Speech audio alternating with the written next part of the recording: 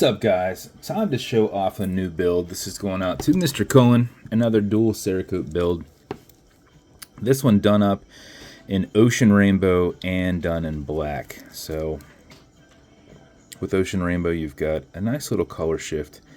Gets into like a deeper green into a nice lighter blue. Let's see if we can get any of that. Oh, there we go.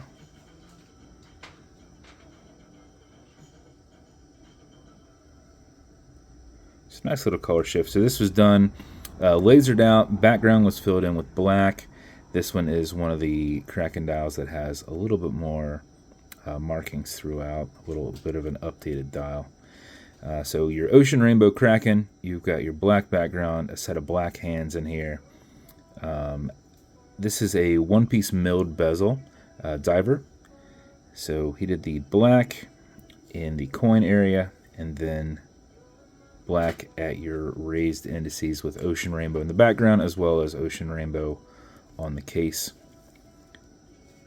We have an Ocean Rainbow crown and Ocean Rainbow caseback. This is a milled caseback that's done, essentially you do the black first and then do the Ocean Rainbow over it. The color shift goes over black typically. Black caseback ring here. We have a black engineered band, but we have the Ocean Rainbow on the sides, as well as the upper portion of the clasp and the lower portion. And then you have your Kraken logo, a little BVW on there. And that is the build. Came out pretty awesome. I like these dual cerakotes, especially when you can get some black in there, or just another solid color. It makes what you have in the color shift pop a little bit. Thought I had yeah, we got some blue in there, some good dark blue. It just depends on what angle you get it in. Bezel on this will turn left, it'll turn right. It is held on super tight because you've got your extra layers of cerakote in there. That will keep that from getting too much friction. So if you ever want it to be loose, you can just drop some gun oil around there, kind of work it back and forth, and be slick for a little while. Automatic mechanical, you've got a rotor in the back. Sean knows, but for those watching, there's a rotor in the back here. You just can't see. Automatic mechanical, so he can wind it, he can wear it, he can put it in a watch winder, but if it's dead or he's not going to be very active, you're going to want to wind it just a little bit to make sure that you don't lose time throughout the day. Now you do that as you back the crown off the threads until you hear it and feel it clicking, and at that point you can wind. And a wind is a turn away from you. Turning it towards you doesn't wind it, but it is a lot easier to keep your finger spacing and go back and forth, given that these third to half turns. If you do this for 4 or 5 seconds before you put it on, even if you're not very active, you'll keep time throughout the day. And if you do it for something closer to 15 seconds, you're going to max out your 31-hour power reserve on it. You cannot overwind it, so don't worry about that. When you're happy with your winding, you're going to pull it to the one and only click, and you can now set your time. It does not have a hacking movement, so don't worry about that. It's going to keep going on you. You also notice it's got a wobble crown. This deflects lateral pressure from going into the stem and into the movements. When you're pushing and prying on it, you are not putting any adverse pressures on anything.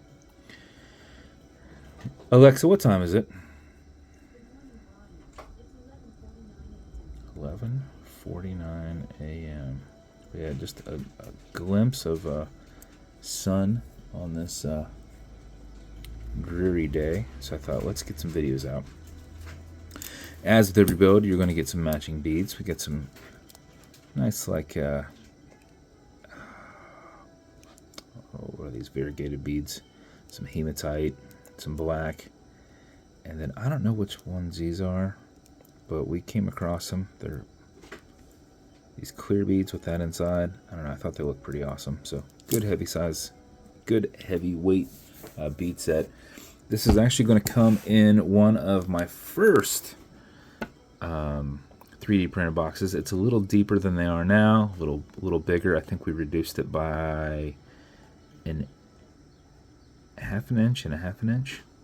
So it is a little bit bigger than what you normally have, but it went so well with the build, I thought you can have that. So threw in a pillow there, but you can see it's a little bit deeper, so it's going to get wrapped up a bit.